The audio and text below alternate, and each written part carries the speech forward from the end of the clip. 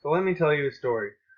One day when me and my wife were in the kitchen making dinner for us and my little one, my mom calls me. It's about 10 o'clock at night here, so it's about 11 o'clock there. So I'm wondering why she's calling so late because she doesn't normally call so late. Well, we start talking and then I immediately ask her what's wrong. She says, well, everything at the house is fine. However, it's your sister. So I'm immediately thinking to myself, great, Ashley did something this time, or Ashley's asking for money because normally she calls our family asking for money. Nope, my mom was like, it's none of those things, Robbie. Ashley just got admitted to the hospital for overdosing. I was like, what? And she's like, yeah, she overdosed on methamphetamine. So now I had to sit here and think, great. Now my twin sister is in the hospital because she couldn't control her urges. And then I started thinking, well, what made her make that life choice? What made her want to do that and is keeping her from stopping? She's got a 5-year-old daughter, so you think that would be priority number one, but because of the effect this drug has on her brain, it automatically detracts her from everything else, and that is her primary concern. Where can I get my next this? Where can I get my next that? So I started doing a little bit of research because I'm not the only one out there, I'm pretty sure, that has this similar issue with her families. Now, thankfully, she's in a recovering home and she's doing better than the first couple times that she went back. But it was interesting to see through a little bit of studying and some research exactly why this drug is so effective, and there are actually a lot of key tips that we can push out to help these people. One of the things I really liked was a website designed to help self-help addicts. Dr. Siegel implores her readers to list the pros and cons of quitting, as well as the costs and benefits of continuing your drug use. Consider the things that are important to you, such as your partner, your kids, your pets, your career, or your health. Ask someone to trust about your feelings on these drugs. Ask them if there's something preventing you from changing. Not only these are internal questions, these are questions we can ask those people to help.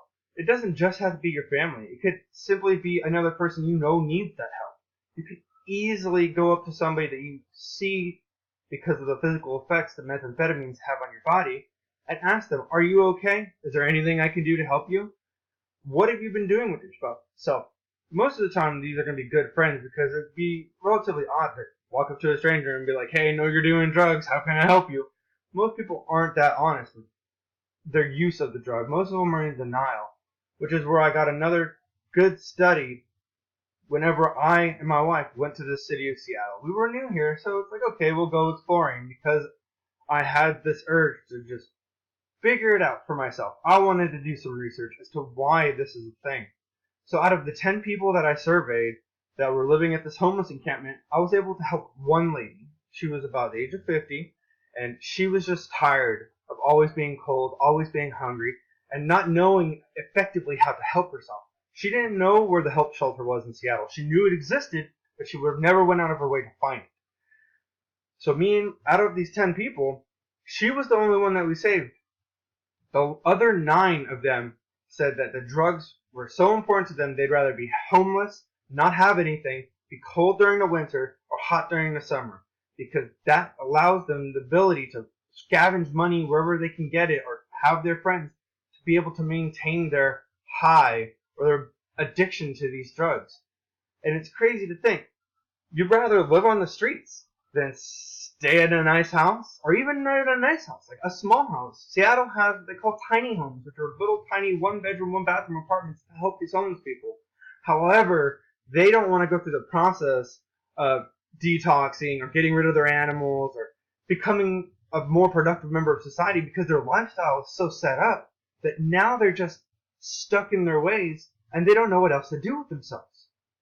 So in an article called Loving an Addict or Alcoholic, they go over a list of signs we can identify for our families. A few of these are problems with memory, being lethargic, stealing, becoming overly emotional when questions about substance abuse.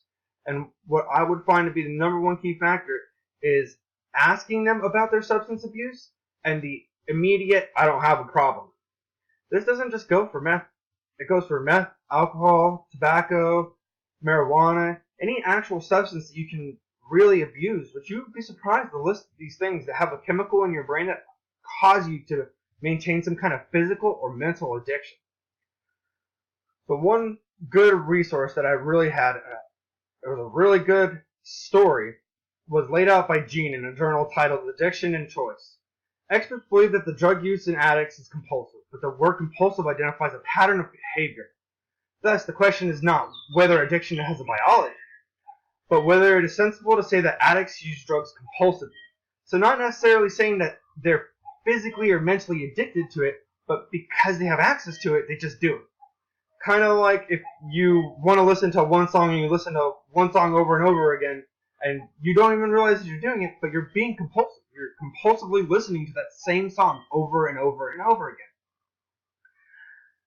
With that being said, most people choose to fight drugs as an addiction because that's the easiest way to go about it. Because in essence, drugs are causing that physical or mental addiction because you don't want the fear of coming down. From what I understand, it's a horrific detoxification process based off the way your brain has to rewire itself, because once an addict is so wired, without that dependency, it actually can cause them to go into a state of shock or a coma, because if they don't detoxify correctly, it can kill you.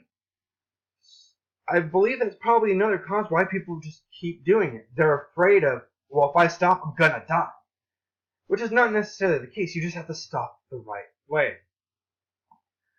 Through these different resources, this is how I found we as human beings in today's society can fight this epidemic. Not only is it a measure of asking the right questions, when to ask the questions, properly communicating with one another as friends and family, or even as someone that you actually care about that may not be your friend or family. It's the problem of how do we get our minds to say, this is not okay. This is where I found through my own personal experiences relating this to my sister while she's going through her detoxification process and actually having proof to show her, hey, look, you did these things at this time that make you seem like you're not a good mom. Those words, when I said those to her, were killer. You should have seen the look on her face when I told her, you're not a good mom. She immediately retracted. She was going to argue with me, but then sat back and thought about it and said, you're right, Robbie, I haven't been a good mom. Help me. Right there. That's the key. You need them to want the help. Once you can find somebody that will want to help, you can give help. Other than that, I have not found a way to help these people.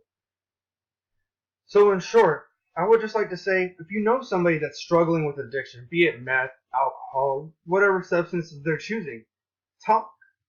Show you care. Show your humanity to those people. Because sometimes all it takes is a little bit of humanity to really impact somebody's life into an event where they would choose to change.